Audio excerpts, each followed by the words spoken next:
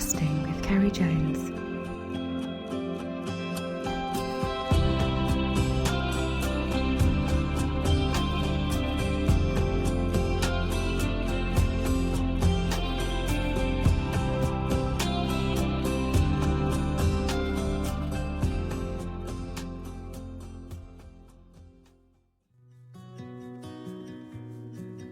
My guest this week is one of the country's leading fish artists. He tells the stories of his experience of diving in the rivers and along the coastline of Wales, studying and photographing fish to get a better understanding firsthand of his subject. His outstanding work is highly sought after by anglers from sea, Coarse and Game. His paintings have also been featured on the Environment Agency Rod Licence in the UK since 2008, and in 2014 a collection of his images were used on a specially commissioned set of Royal Mail stamps. Welcome to my chat with David Miller.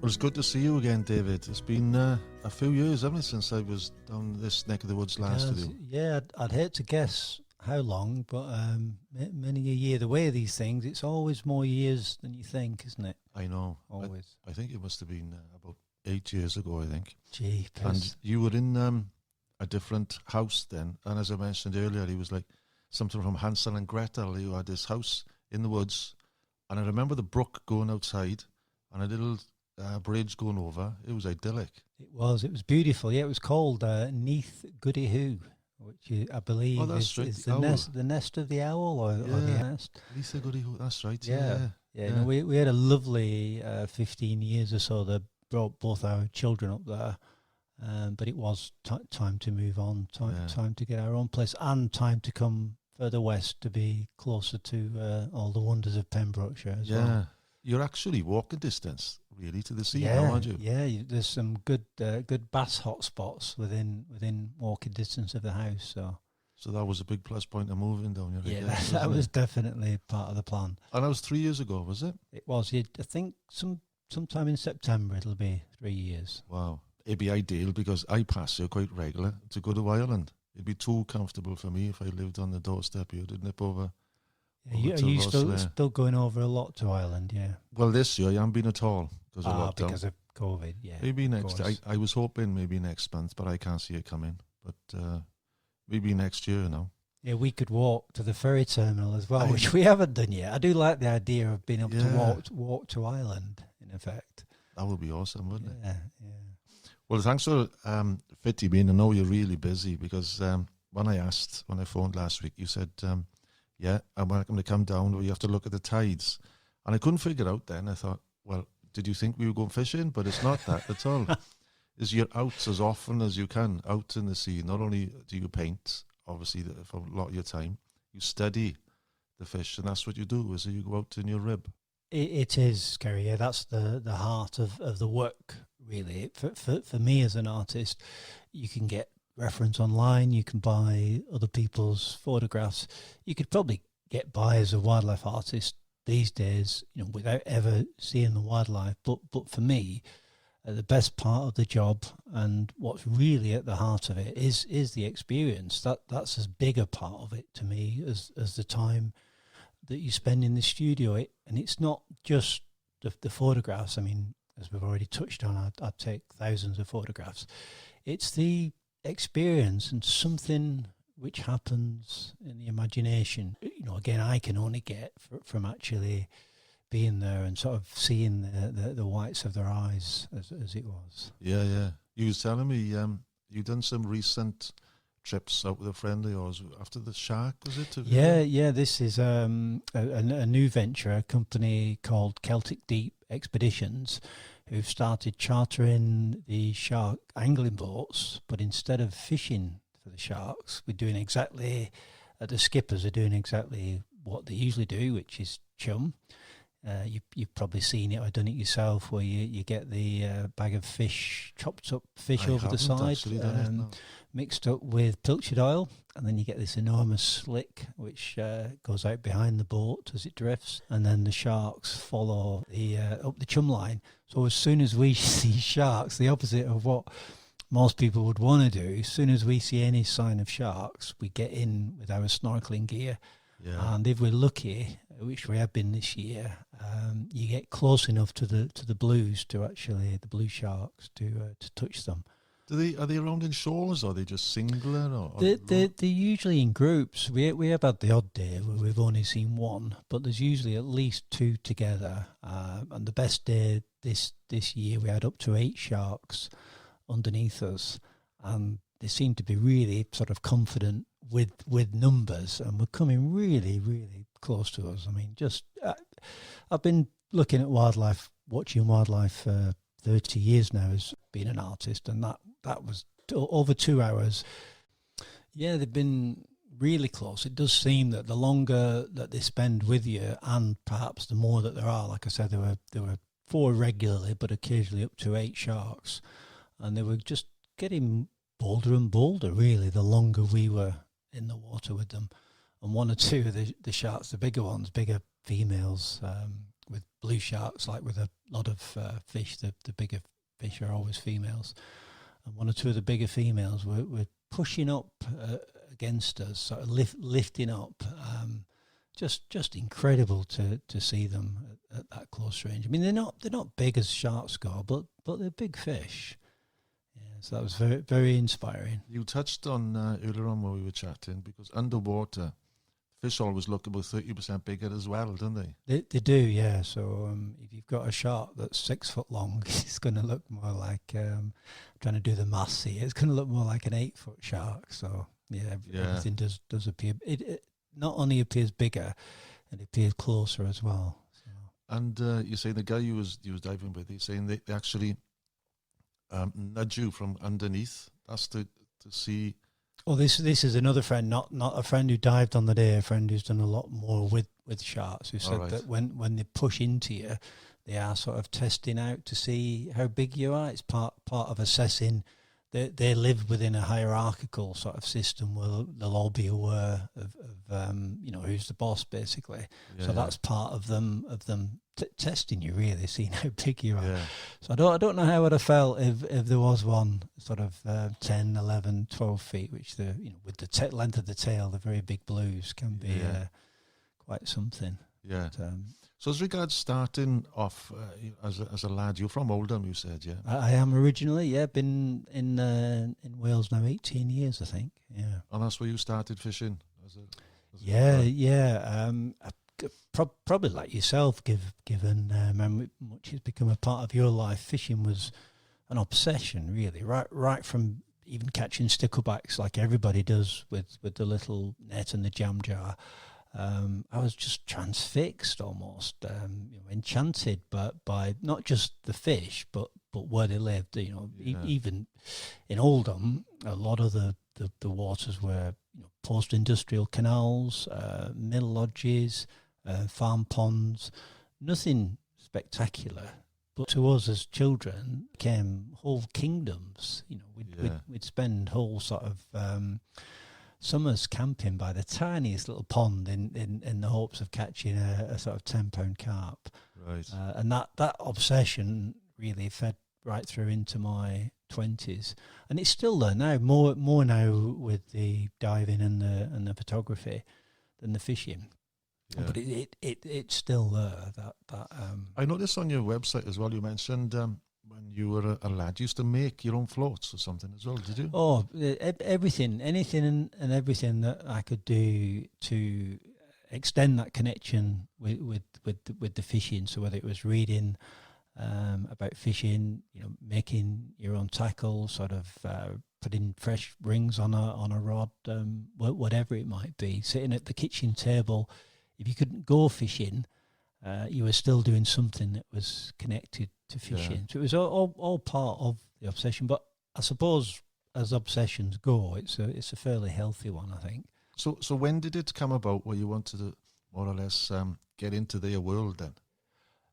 Quite soon. I mean, probably if I hadn't lived in Oldham, I might have started the freshwater stuff sooner. But on a family holiday in Looe, in Cornwall, my mum bought me a cheap mask and snorkel from one of the tourist shops, and I snorkeled off one of the Looe beaches. And that memory, it must be 40 years ago now. The memory's still with me of that quality of light, which people are kind enough to say, exists in my painting, which is the light and the sparkle on the surface and the rippling light on the sands. And I was hooked the same way that the fish had hooked me that first time snorkeling. And then just through perhaps living in Oldham and not being many options, it wasn't really till at college then, which was down here, Carmarthen. And it was a lecturer at college. I was using other people's pictures as reference, and he basically said, "Get yourself a mask and snorkel and get in the river." I remember going to one of the shops in Carmarthen and going onto the Gwilly, which is a river you probably know. So I'd be 19 or 20, and I snorkeled the Gwilly and sort of beginner's luck. First sort of dive down. And there were these big sea trout stacked up under this rock. They were just like sardines in a tin. I can still remember that day of just like wow, this is incredible. Well, again, everything appears bigger, but the biggest ones were above 5. Nice. Tidy fish, definitely. So then, were you just going down and just looking at them, or did you start to photograph them? I started to photograph them initially on really cheap cameras, so the early results were very poor. But as I've already said, part of it, the photographs are important, but something deep within, as a photographer yourself, you've probably got a good visual memory. Yeah. So even if your photograph was poor, having seen it, and somehow stored it in your memory, especially if it was, 30 years on from those sea trout, I don't know how accurate it would be if I could compare it with the reality. I've still got a picture of how they looked and the slope of the rock and so many. I mean, I've got a terrible memory in some ways. You just ask Lisa about that. But in other ways, for visual things, for pictures, my memory is incredible, which probably ties in with why you're an artist, because your brain works with images and remembers images and stores images. Yeah, and I noticed, the light plays a big role, and how it changes underwater with the ripples on the surface. It gives that mottling effect, and you actually feel the current. It gives a feel, not just what you see. Yeah, thank you. I mean, I am trying to share my excitement really, and wonder, which is still there even all these years on.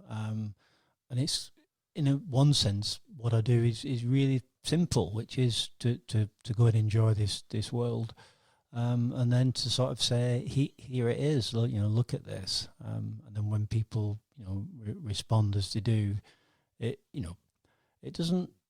It's not the best paying job in the world, but it is, I would say, possibly one of the best jobs in the world. It really is to be paid to be able to go out and explore the world, and then to make images of it which people buy. I do consider myself very lucky. I want to go back to the art in a minute, but I want to touch on the fishing. Do you actually do much fishing nowadays, or is there any chance you literally still want to be amongst the fish? Yeah, it's both. I do a lot of snorkeling and diving in the summer off the Pembrokeshire reefs, but I also do a lot of fishing. I've got my own little rib, a little Zodiac. It's only 4.1 meters with a 20 horsepower. But some of the best days of the last few years have been, out and around you probably know Pembrokeshire well, the wonderful coastline, fishing for bass and mackerel. Because what I do then again, you a combination of actually seeing the fish, which you do obviously from the rib occasionally, but reading it on the fish finder, the painting I mentioned earlier, which is going to Ireland. That's partly based on seeing the bass stacked up on the fish finder on top of the pinnacle reefs that you get. Yeah. So again, it's all feeding in to this store of inspiration and images. I suppose it helps you when you want to go fishing because you've spent time under the water and you study the fish. You know really where they're likely to be. Yeah, it does, definitely. Although I'm definitely better at painting fish than I am at catching them. Yeah. But as an angler yourself, there's you'll know what I mean by this. I think there's even a saying that the tug is the drug. When you get that hit, I fish almost exclusively lures for the bass and light tackle as well, because you don't see many fish over 5 pounds. So very light tackle. And no matter how often it happens, when you get one that smashes into that soft plastics I usually use, and so many times, however many bass I catch, the moment that it takes, and you think this is a big one, and it's just another 3 pounder. But again, in terms of that connection as an artist, just to see a 3 pound bass, which is probably a typical size for Pembrokeshire, the attitude of them, the way that their spikes are up, and they've even got a look in their eyes about them. They've got attitude. It's the perch of the sea, isn't it, really? Yeah, it is, definitely. I think they are related. So yeah, if you ask me, would you rather fish or dive? It'd still be a difficult choice, but I think the diving would edge it, especially when, as a diver, you can have a whole shoal of bass come in and check you out. That is just fantastic. Yeah, it's nice to have that choice. It is. Yeah. It's great. So some days on the rib are a mixture of fishing and snorkeling. So what is your best bass to date? It's measured, and I can't remember the measurement because I didn't have scales. It was down on the Haven, one of the marks I said I could walk to. I think at the time we did the weight for length, and it would have been sort of 6-12-ish. Nice. So tidy fish. Again, that hit a soft plastic called a sluggo, and I had my clutch set quite tight, and initially the clutch was screaming. Yeah. So well, I've had nothing like that as of yet. I did it a few years ago, fly fishing for them. This was. And had them sort of the 2 pound mark, but I've got a second taste for it now. I fished the Ogmo, and again that's sort of 2 pound. Although I had one 4 pound a couple of weeks ago. I'd be nice to get one 5+. I think. Oh yeah. There's something different about them, isn't there? When they get past 5. Yeah. But the experience I've had is they don't run and fight like a mullet does. Oh no. They just dog it. They thrash and pull, but they don't do these runs. No. So hopefully the next couple of weeks that can change, because I think listening to other anglers, which I know will do it quite regular, it's the end of the year really. The better fishing comes when it starts going colder. So maybe this time, yeah. And I've also heard, I don't know if you've heard this yet, Ceri, that the fly can actually take the bigger fish because it's a more subtle presentation. Yeah. I've been involved with the Bass Anglers, the Sport Fishing Society for many years. You used to go to their sort of AGM, and I've met a few people there who've said you really ought to try the fly because the profile of the fly is smaller and it's got that movement. So I know a few people who've had the personal best on flies rather than lures, and also heard reports of the fly out fishing lure. When you, all things being equal, as long as you can present the fly properly. Well, what I'll do when I get my 10 pounder, I will take some pictures and you can paint them for me. Excellent. I look forward to that. You'll have to come out on the rib. I'll have to get you out on the rib. I'd love to. Yeah. I've not taken anyone out yet who's fly fished. So it'd be interesting to see again. That would be good. I can put you. You can go under to see where they are. See where they are, and then put you on them. I think you're. From what I've heard, a good angler, you'd be able to fish sinking lines, won't you? Yeah. I've done sinking lines off a boat before around this area actually, and I've caught pollock and mackerel, But the pollock we were having, that was great sport. Oh yeah, they're quite something. When you first hook them, again, you think you've just got for grip and hold. Yeah. On a fly rod, that must be quite impressive. Did you do any fly fishing yourself? I've done a lot over the years, but again, just through time and habit, and part of the story with the rib and the fishing is definitely, it's at least as much about trying to get pictures. So I always think, I don't want to be sort of, even despite what I've just said about the fly possibly out fishing the lure, I'm not the world's best caster, and especially with bigger flies. If I was to saltwater fly fish, I'd need a visor and a crash helmet. With these big flies whizzing around. Yeah, because you're in a good part of the world. You're for sea trout and salmon. Yeah. I know the Ceri very, very well from a diver's perspective. Now, not an angler's perspective. I've met some incredible sea trout and salmon in my time in the Ceri and the Gwilly and the Cothi and the Souther. So it won't be surprising one day if I'm fishing for sea trout one night and I see a snorkel coming up into the pool. I do for obvious reasons avoid going at night. Definitely. I have upset over the years, and literally just one or two fishermen when they've turned up to fish a pool and they've seen me sort of coming out. Yeah. In one pool on the Cothi.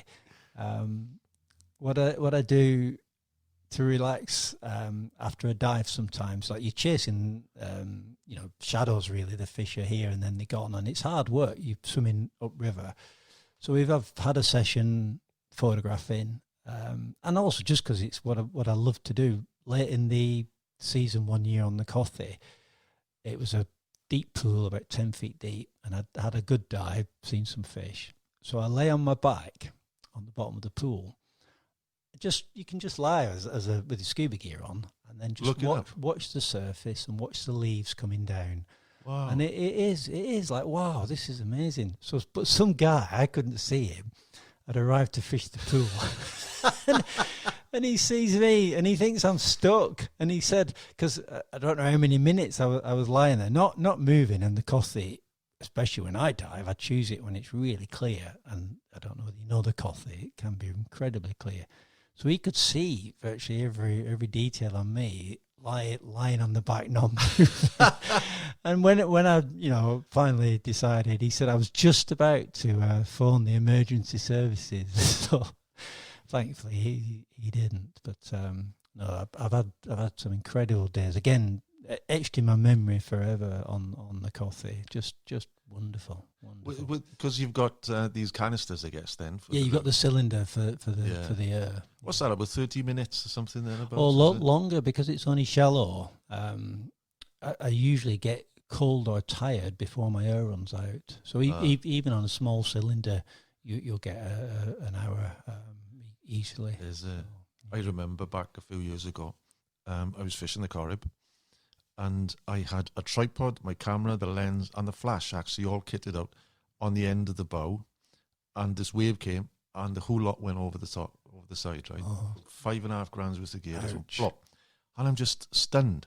I didn't know. I just didn't know what to do. It's gone. So I quickly made a mark of where I was with the, looking at the shore, and not far off this island. And I got a local diver then, and asked him, would he come and have a look? Obviously, the camera's no good, but it had been helped for insurance then, to recover it. Yeah. And he said he had 30 minutes, maybe there's different size tanks or whatever, but he went down, and I could see he was okay because the bubbles were coming up. The bubbles keep coming. But he didn't find it, and it's strange because I thought along the shore of the Corrib it's all rocky and bouldery. Limestone. Fish the Corrib, yeah. But he said underneath, which is about 40 foot, where my camera went over, he said it's like a field of silt. So it must have just gone down, settled, and disappeared. Yeah, never to be seen again. No, it's probably fossilised in a few million years' time, Yeah, some archaeologists will find it. Yeah. There's some images on there. I wonder maybe one day they'll be able to read the images off the card if it's there. That'd be even worse. And as a photographer, you probably feel that the worst part of that could be if you'd got some amazing pictures because the kit's replaceable. Because when that recent day with the Sharks, the memory card becomes the most precious thing, even above the money, because it's an experience you've worked for years for, and I can understand that really hurting. It's very nerve-wracking sometimes. You've got something important on like this outfit I got here now. It's everything stored on a micro SD, little piece of plastic card, and I think. That could just disappear. But I did have an experience a few years ago. My computer was going slow, and I'd had 3 years of work photography on the computer, and I took care, and I had external hard disk. Yes, so I had this external hard disk, and the shop, I can't tell the name of the shop, but I took there, and I said, shall I take the external hard disk? No, leave it with us. He said, we'll sort it out. Anyway, cut long story short, they lost everything and the external hard disk. Wow. 3 years work. And honest to God, I was like, gutted. Yeah, God, I can't even begin to imagine. No. Like you said, you use Lightroom to store your images. And how many images you got? It's past 150,000, and it's just going to keep on going, because obviously in the summer it's a busy time and you're collecting images, because it's not as a photographer would do, where you only keep the winning images. So I might have a bass that's not a particularly great shot of a bass, but if the anal fin's good, or there's a particular bit of light on it that's good, or some aspect of it, how it relates to the dark water behind, whatever it might be. So there might be something. It's like a jigsaw puzzle for me. So I stuff that you would be binning, I keep, because you never copy a photograph as an artist, or very rarely, because there'd be no point. You're combining images. What do you store it onto then? We've got an external hard drive as well. Yeah. So when I import to Lightroom, it has an automatic import option to import to a secondary source as well. So the stuff goes from the card. And something really precious, if you've had a really good day, then I'll get Lisa to put it on her computer as well, just in case. But I'm paranoid now. I save it about two not different surprised. places. Yeah, well, I hope the shop compensated you. I suppose they've got I'm on the case. No, not at the moment, but I've got to have, so if anyone's listening, I'm looking for somebody who can do data recovery. And but that's another story. I've contacted a few people, and there's high costs involved, and they're still not sure whether they can do it. So it'll come. The time will come. I'll have a look. But I'm on the case anyway. Yeah, well, good luck. As regards, obviously you've painted so many species. Is there any particular one you enjoy more? For years, it has been probably pike, because that's the fish from my childhood, which really captured my imagination. I mean, a lot of my initial sort of love affair really came from reading about fishing as much as from actually doing the fishing, because my options were limited. Obviously, as a 10-year-old, you can only go where you can go on the bus. So the pike became like a mythical creature to me almost before I'd even caught one, from pictures in books and different stories. And then also there's lots of myths that go around, especially probably about amongst youngsters, about how sort of voracious they are. Are there any particular species which you haven't painted yet and you're keen to have a crack at? There's a lot. I mean, top of my list, although I'm a little bit unsure these days for reasons we might get on to. Top of my list are the big game fish, like the marlin, the striped marlin in particular, and the sailfish, but all the marlin. I have done 2 marlin pieces. One of them was a commission for the Sultan of Oman, but because of what we've talked about, unless I can actually go myself and see them, the picture I've done of the second picture in particular, the commission, is a nice painting. It's a strong piece, and it gets a good response, and that's done from other people's photographs. But for me, it doesn't mean the same as if I'd seen it myself. Again, if I've been in the water with them. But recently, so you've actually painted that from images, other people's photographs. Right.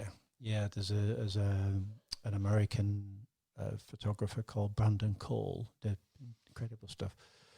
But I would feel the need, before I did many paintings of them, to see them myself. But recently I've started to question, partly because of the age that I am and also the amount of images I've done, about what you need in an image to make it different from a photograph. And this is partly because of wanting to find a new approach, which I haven't done yet. I'm just thinking of potential different avenues. But also, as you've probably seen, with the rise of digital photography, but not only that, the rise of travel and the number of people doing different aspects of photography, the standard of wildlife photography now is astonishing. Quite recently, I thought I might have another look at marlin, but the pictures out there, they're works of art, because there's a lot of people chasing the marlin off places like Mexico. Yeah.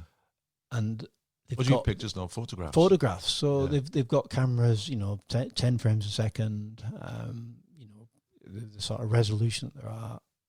I was left wondering when I last looked at marlin reference what I could do that was different, that was adding anything. Yeah. And I'm still thinking about that. This image, which obviously this is no good for a verbal medium. The bass there, which we're looking at with the split. So you've got a two panel. You've got a second panel above a main panel with the fish with the moon in it, and it's also at night time.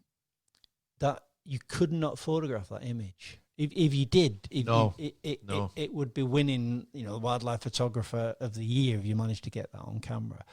So many exposures you'd need to get. Absolutely. So increasingly, I'm still, I would say I'm puzzled at the moment as to what to try and do that the camera can't.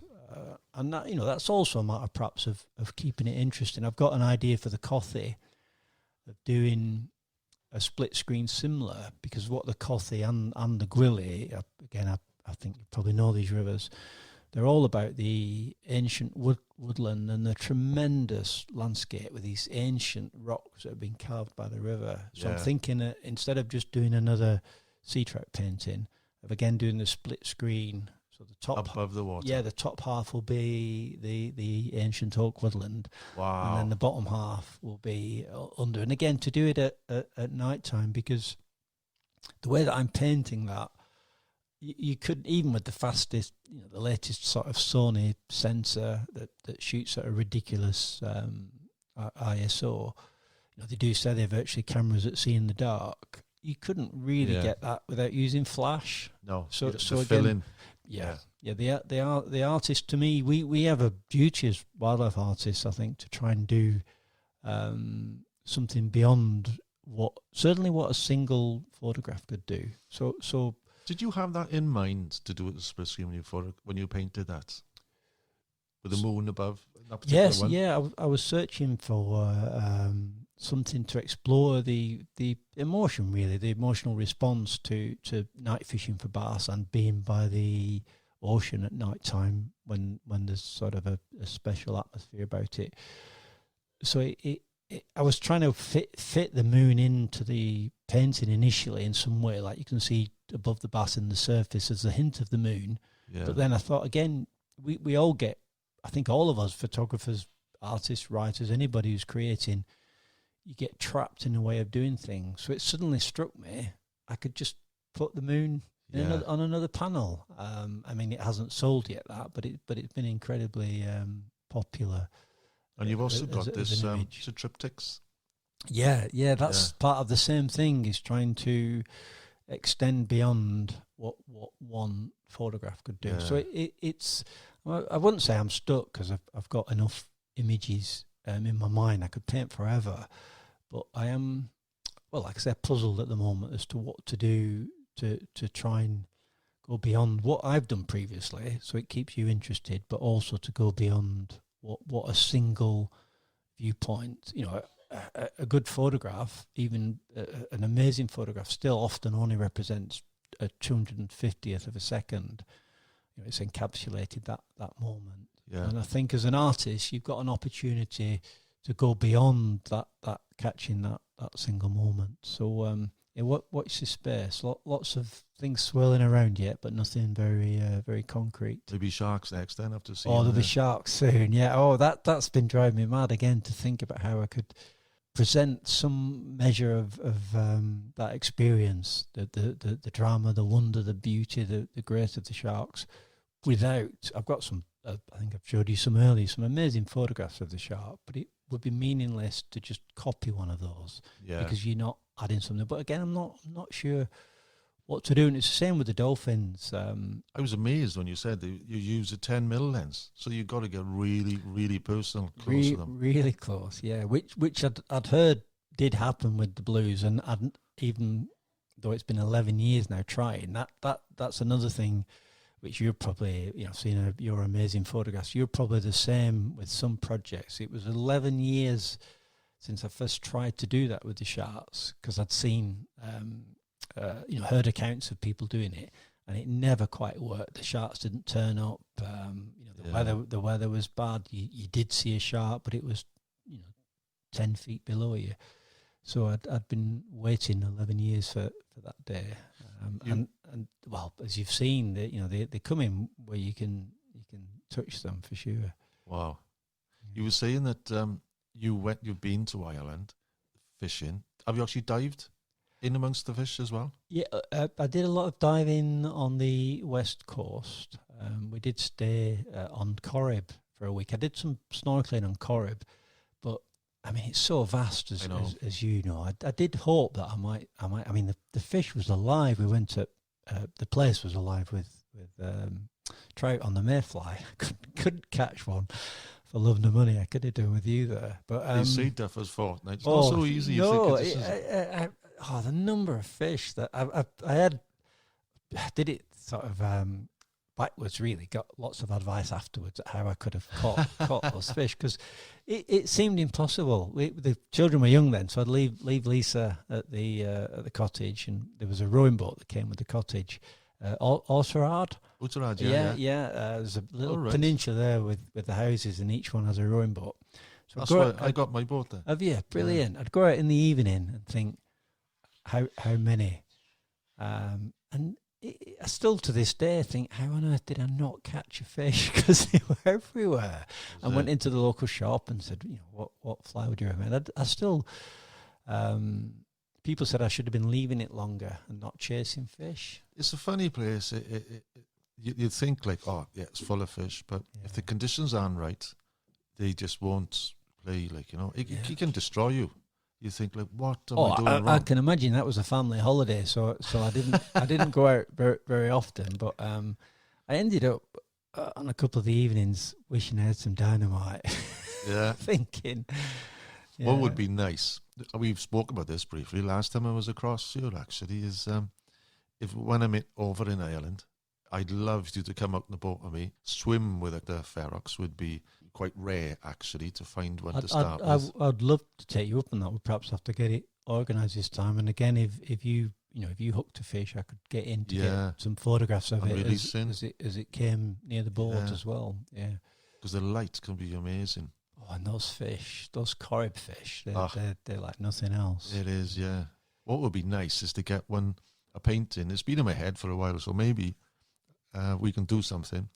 Is chasing a roach.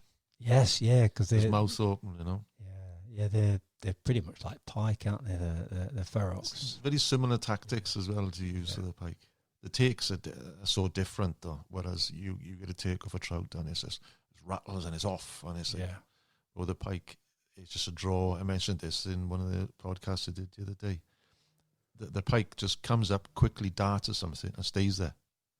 So with the fish, the bait in its mouth. So it's this draw, The trout just hammers it in a way. He takes it and runs, Yeah, so instantly it's a good fish. But I'd love to. You've actually painted a few browns though, haven't you? Yeah, brown trout are one of my favourite species. I cut my teeth on a tiny river in Saddleworth called the River Tame, which was full of wild brownies, tiny wild brownies. Where if you caught a pounder, that was the fish of the season, and even a half pounder was a good fish. You've probably seen similar fishing yourself, but the fish are beautiful, absolutely beautiful. Even adults seem to keep the par marks sometimes and have these lovely red spots. So a lot of my youth, I nearly said misspent youth, but well spent youth was chasing these brownies.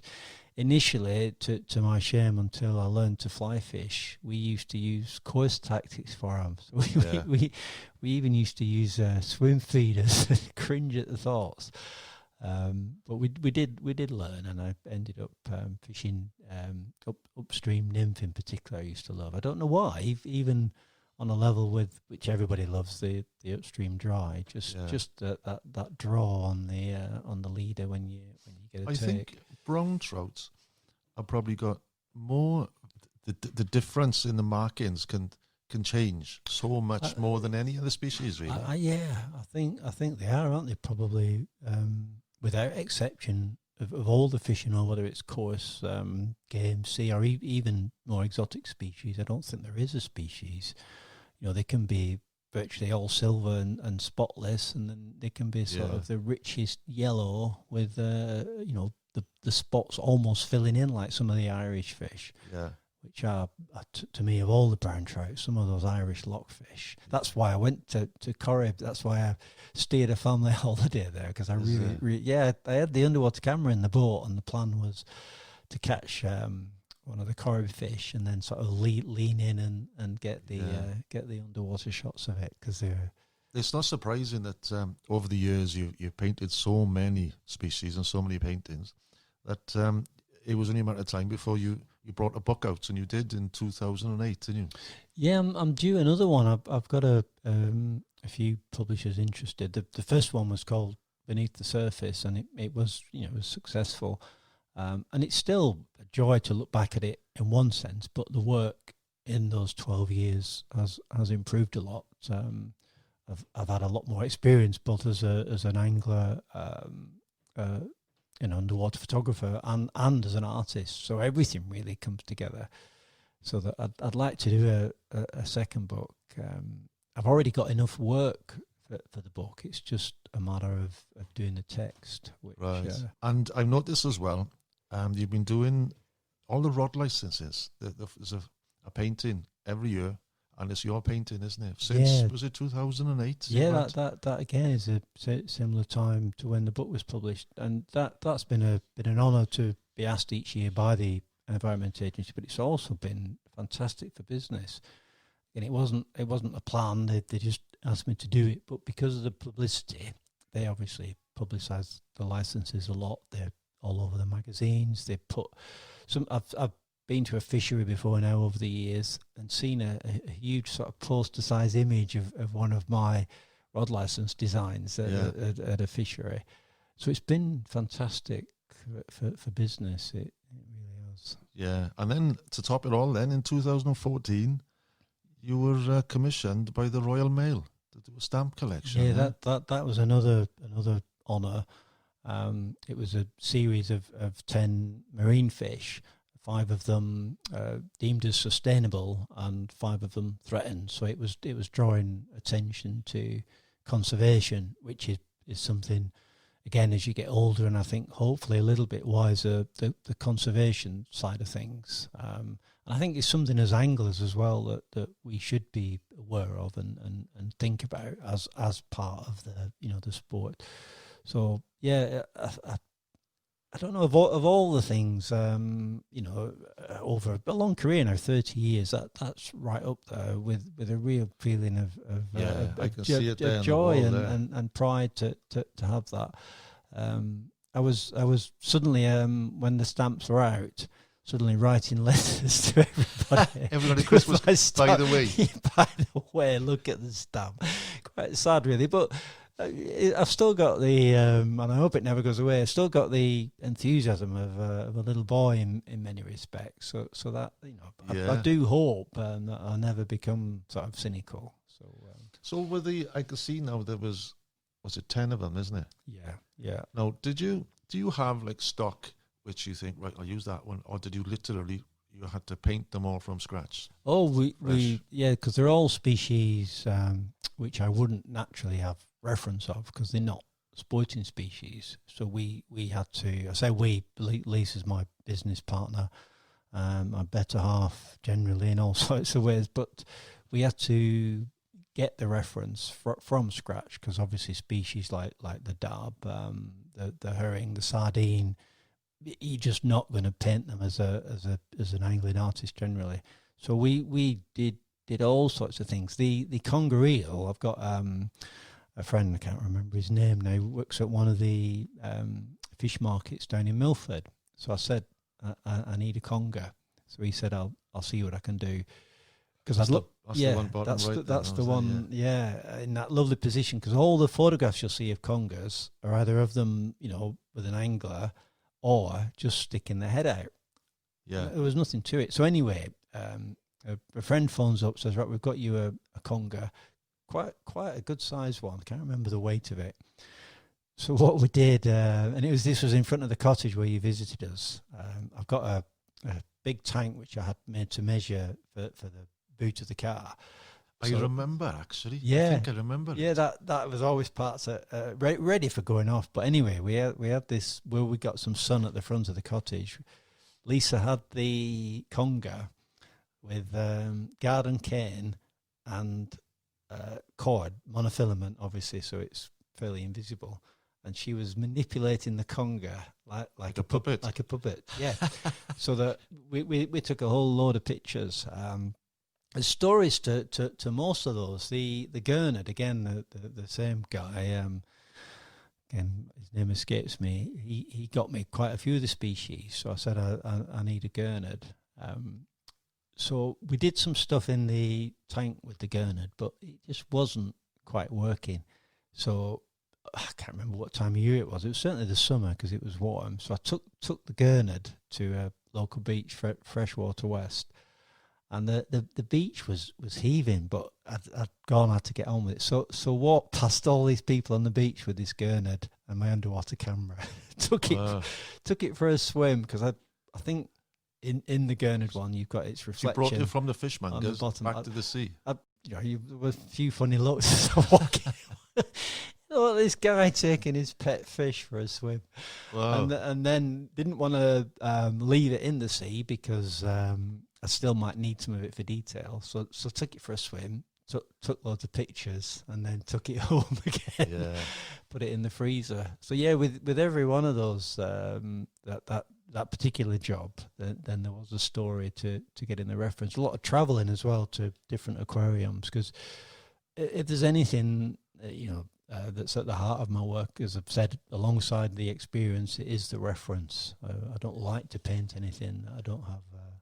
With that set of 10 there, for instance, that project, how long did it take from being commissioned to complete it? I remember now, with it being so many years ago, it was about 6 months, but that wasn't all I was working on. The reason it was over 6 months was they wanted 2 designs a month, and we got a check each month as well. So it was actually like being in regular employment.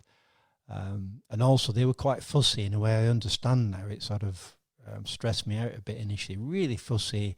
I was working with a stamp designer, so they're giving you quite tight criteria on how you crop in and can we have a bit more space here and can you bring. So that was difficult when you've been independent really. But I quickly really Kate, I think the designer was called, the lovely lady, and quickly understood that she knew a lot more about stamp designs than I did. So ended up working really well with her. But I think I said to you earlier, I've just pitched for a Canadian stamp job. Wales, isn't it? Yeah, it is. Yeah. I've done 2 designs initially. If I'm successful, then there'll be a whole series of Canadian whales to do. So you'll have to have a visit over there then. Yeah, have to get a research trip. Yeah, definitely.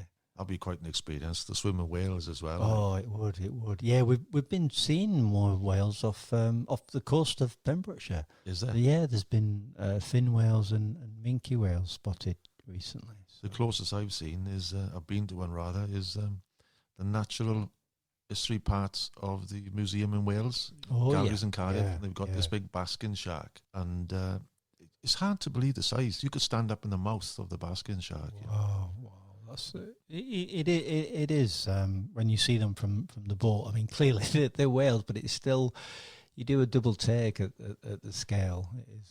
Have you had any strange requests for commissioned work? I know you said. I think I might have seen it on your website. You said you only paint rather fish now. You don't paint people, or even people holding fish. Even No.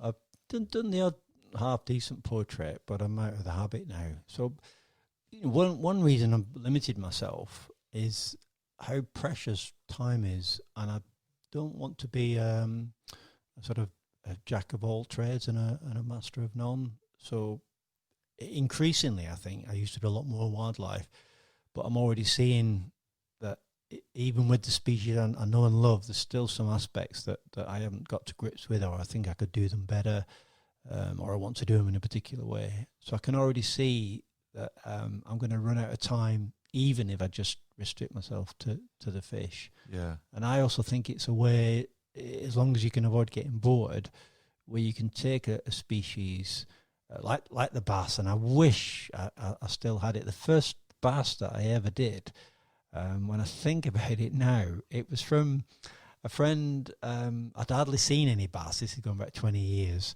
Still loved them. I'd read about them and was still, I don't know, obsessed with them even before I moved to Wales and started to catch them. But anyway, a friend had caught this bass, brought it home. So in his garden, I had some photographs of him holding this long dead bass. He'd gone all white and slightly crusty in the sun. Oh. So then sort of painting that with the best sort of marine background I had at the time. And at the time, I thought I'd done okay. But if you could put that now next to the recent ones, where I've got over in Lightroom over 20,000 bass photographs now. So the difference. But anyway, that's just tying in with what you're saying about doing commissions of other things. My hero, my artistic hero, was a guy called Stanley Meltzoff, and once he decided to paint fish, he was in his 50s. Didn't start till he was in his 50s. He did nothing else, and he's still amongst fish painters. He's like the god of fish painting, and there's no doubt to me that if he'd done landscapes as well and other wildlife and portraits, that he wouldn't be remembered in the way that he is. Because even a long life, a human life, it's still short, isn't it? It's short, yeah. Might as well do what you want to do and specialise in something. Absolutely. I've had a couple of cased fish. I suppose it's important when you're painting to see the fish fresh, because instantly the fish loses colour, doesn't it? So I think, like, when I've had these cased fish with the taxidermy, it goes almost like brown leather then. It just disappears, the colour, totally. So then they airbrush everything back then to make it bright. So it's important to have the photographs. Okay. Yeah, to have that knowledge of the colours of fish. I suppose when you had a bit of trouble probably. When you put the eel, for instance, in the tank, and the gurnard, I suppose, that was maybe a day or so after, was it? Yeah, the colours have gone, so you then are using photographs of live fish to replace the colour. But what you said there with bass, and you'll know as an angler, from the second, and it is, I mean, not even the minute, the second that if you're killing a fish for the table, from the second you've killed it, from its head, there's like this bloom about it. There's this glow. If it's a bass, it's all about the silvers and the bronzes round the head, and this rich black, and it just fades. It just goes down its body, and then by the minute, then it's like the color. It's like the desaturation levels in an editing suite. It's just like turning it down. Brown trout, I've never seen it. You never will see it on a dead brown trout, but on a live brown trout, you've often got like lilacs and purples in the gill plate, and going in along the lateral line and going down.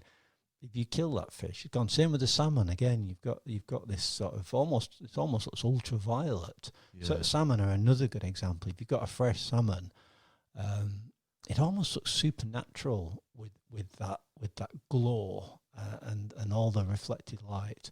And then from the second it's dead. And as an artist, another thing which would keep you going and does keep you going is whatever you do as an artist, however kind people are about your work, and again, you're a man who's seen it. If you see a magnificent Coarse trout or a fresh Towie salmon, you can't really do it justice as an artist. You can try your very best, but you can't compete with the wonder of the actual thing. No. So you are tilting at windmills to some extent, Exactly. but you just I don't know who, somebody famous once said, fail again, but fail better. So Is it? yeah, you still haven't got there, but it might be a better failure than the last one that you did. I feel with my work, through the years, and at the time, you love it. I always like my last picture. People say, what's your favourite? And it's the last one because your enthusiasm is still with it and you like it. And then, but when I go back like 12 months ago or maybe 2 years ago, I'm looking at it and I want to do that again. That's exactly the same. So you'll never get bored. You'll always want to do something different. There's different techniques with the light.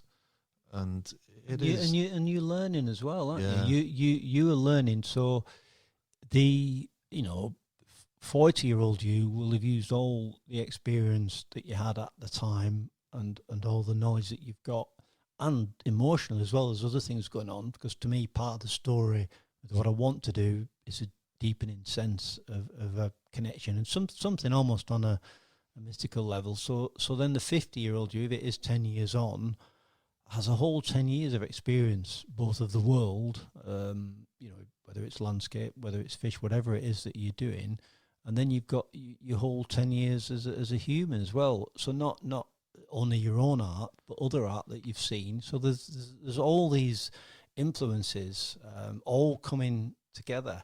And that's how it should be when you look at something 10 years old. One of the few things that stuck with me from college, which thankfully so far has been the case, one of our lecturers said, if you look at something from 10 years ago, some work from 10 years ago, and you think, God, that's awful, he said, that's great because you're going in the right direction. Yeah. He said, the time to worry is if you look at something from 10 years ago and you think, that's incredible. How did I do that? So that really did stick with me. And I've got a lot of artist friends, and one in particular who's been very successful, a guy called Martin Ridley.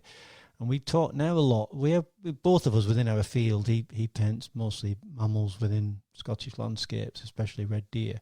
And he's done some amazing images, made quite a name for himself.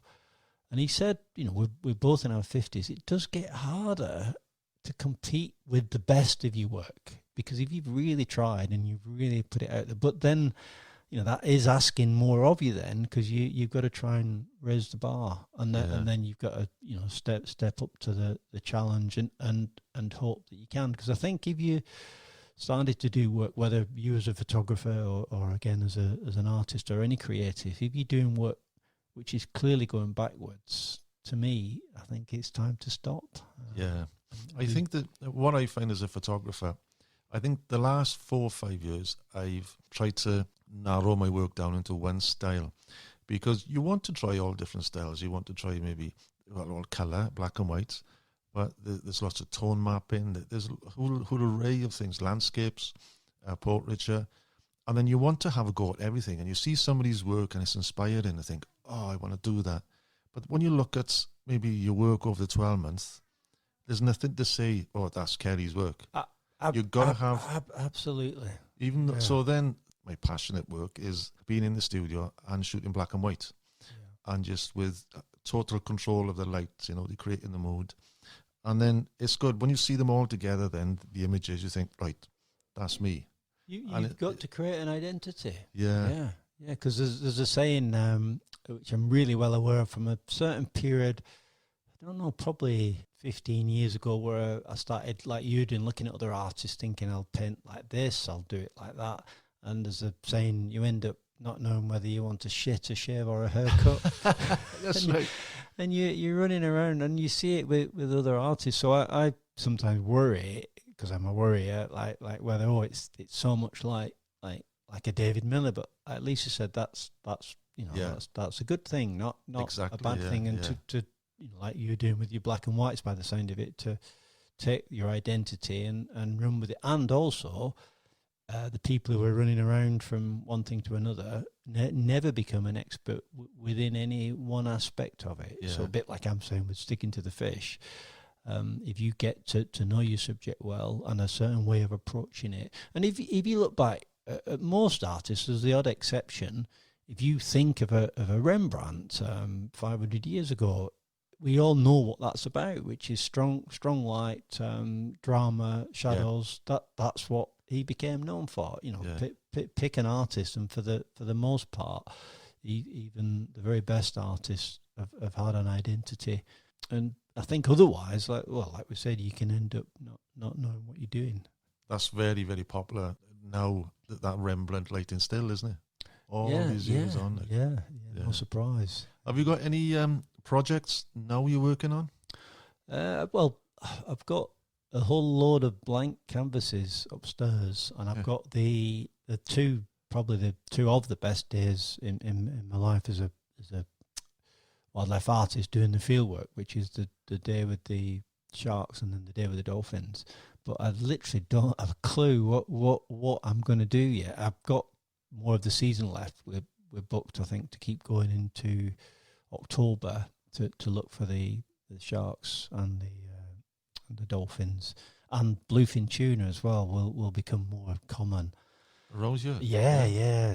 Big shoals. We've already seen a couple of fantastic bits of baitball activity. So I've got genesis, if you like, the beginnings of a project, which is to do some more shark and dolphin work. But I don't know how to approach it. I think I showed you earlier the shark pictures and the dolphin pictures. And both they're great images, but as we've touched on, I don't want to just copy one of those. So I don't know what to do. And then otherwise, what you end up with after years of doing what I've done is so many folders of ideas and images.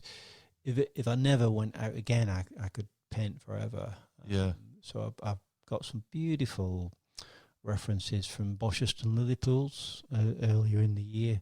Just exquisite, very much like Rembrandt in one sense, with the bankside trees casting the lilies into real shadow. So then where the sun's coming through, you've got the chiaroscuro, that real light and dark, like a stage set for putting either a pike or a carp or a tench. Yeah, I've seen the tench ones. I love that. Yeah. It's wonderful. So lots to look forward to. And then, as ever, the bread and butter work, the commissions, just to keep paying the mortgage, keep the wolf from the door. We've got a new venture in the t-shirts. T-shirts, yeah, that's noticed, set off like a train. We had literally a week old, the venture, and I think is it? Yeah, we've sold over 60 already. So wow. Yeah. What I'll put in the story notes on the other podcast, your details on there from your website and how to order. And Shopify, I think you got on it as well, isn't it? Yeah. So I'll mention that if anyone is interested. Thank you. Well, time's going quick now. There's so many things, more questions I want to ask. But there's one question I ask everyone at the end of the chat. And it's normally to do with the fishing. So it might be a different answer for you. Is where would you want to be to make your last cast? I suppose it could be dive for you then. Which fish would you want to share your last evening with? At the moment, the fish one would have to be bass, because it really has captured my heart. So somewhere off one of my favourite reefs, round towards Skomer, probably just at the back of Jack Sound. It's wonderful. And diving possibly the same place. So there's a reef, quite a dangerous reef, where I don't really know Jack Sound. It's a really fierce current between the mainland and Skomer Island, famous for drowning small boats. But because of that, it's an area of high energy. So it's wonderful for wildlife, for the fish. So probably both the fishing and the diving.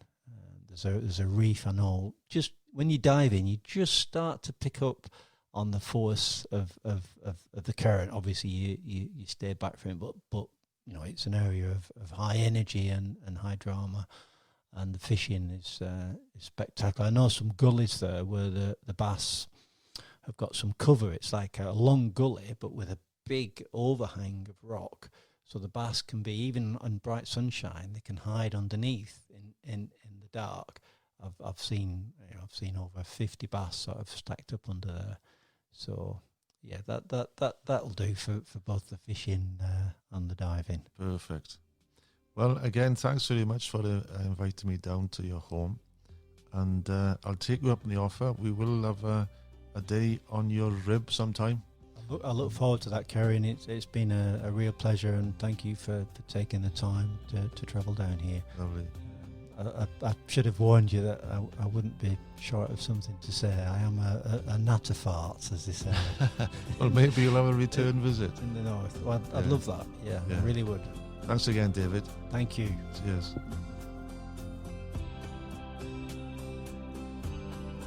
If this is your first time tuning in, make sure you catch all future episodes by clicking subscribe via the links on my website, castingwithcerijones.com, or via iTunes or your favourite podcatcher.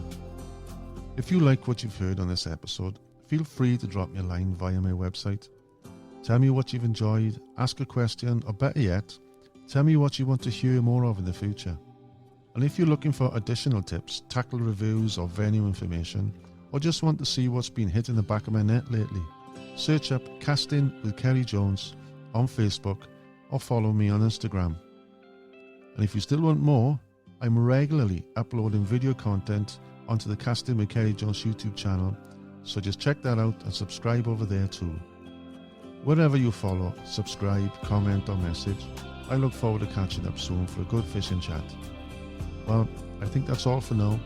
So until next time, tight lines and don't strike too soon.